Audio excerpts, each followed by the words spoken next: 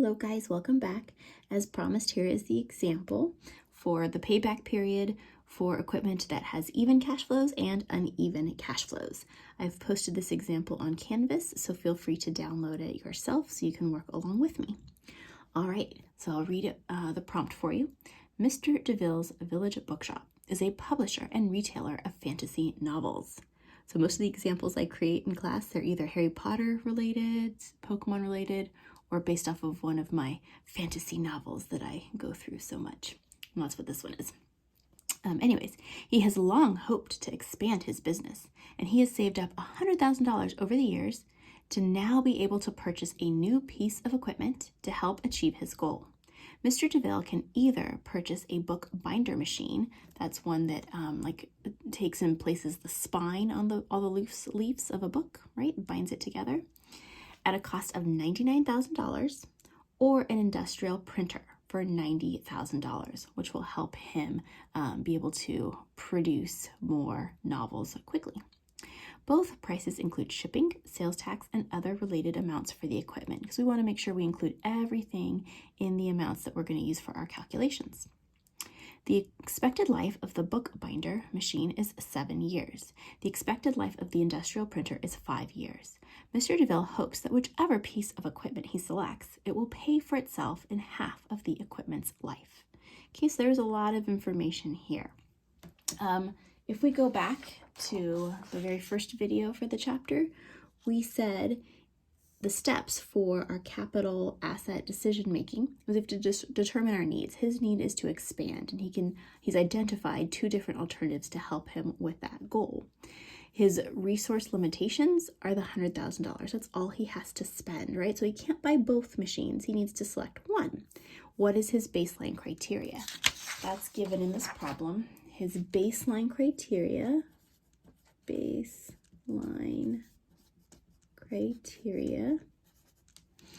is that the payback period will be half of the equipment's life. So we have 2 different pieces of equipment. I'll call it the binder and the printer. Okay. So the book binder life is 7 years. So half of that would be 3.5 years. So he's hoping for a payback period of 3.5 years or less. The printer has 5 years, so its payback period would be 2.5 years or less. So that's the baseline criteria. Now we're going to go ahead and evaluate the 2 alternatives using the screening tools. First, we'll do payback period. Okay. So you can see the book binder machine has its cash flows, annual cash flows here. You can see they're all different. So therefore, the book binder machine has uneven cash flows. In the sentence below that table, it says the printer is going to generate cash inflows of $32,000 each year. So the same amount of inflows every year, the same amount of outflows every year. So it's going to generate even cash flows. Let's go ahead and do the even cash flows first. So we're going to now answer requirement 1. It says, what is the cash payback period for each piece of equipment? And let's go ahead and do the printer first because it has even cash flows, so it's a little bit easier. Okay, so printer, even cash flows. So let's remember our formula. So if you go back to your notes, maybe you already have the formula memorized. Your even cash flow formula is to take the initial investment, divide it by the net annual cash flow. Remember, we said if that's not given, we can solve for it by taking the inflows minus the outflows, which we'll do in this example. But let's write down our formula. Initial investment, net annual cash flow. Okay. Again, that wasn't given, but we know it's just your inflows, cash inflow minus outflow.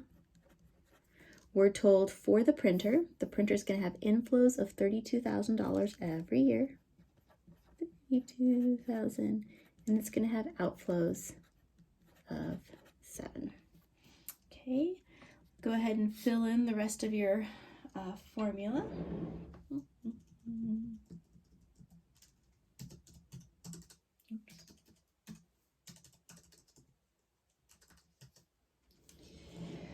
right, so your initial investment for the printer is $90,000.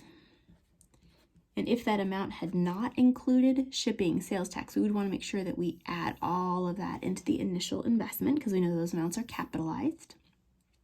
All right, the net annual cash flows, go ahead and solve for that. You should get 25,000. So divide, and you should get 3.6. And remember, we said that the payback period formula, the result, the answer that we get from this formula is always expressed in years. Okay, so it's 3.6 years. So let's just go ahead and make sure we identify that. Years.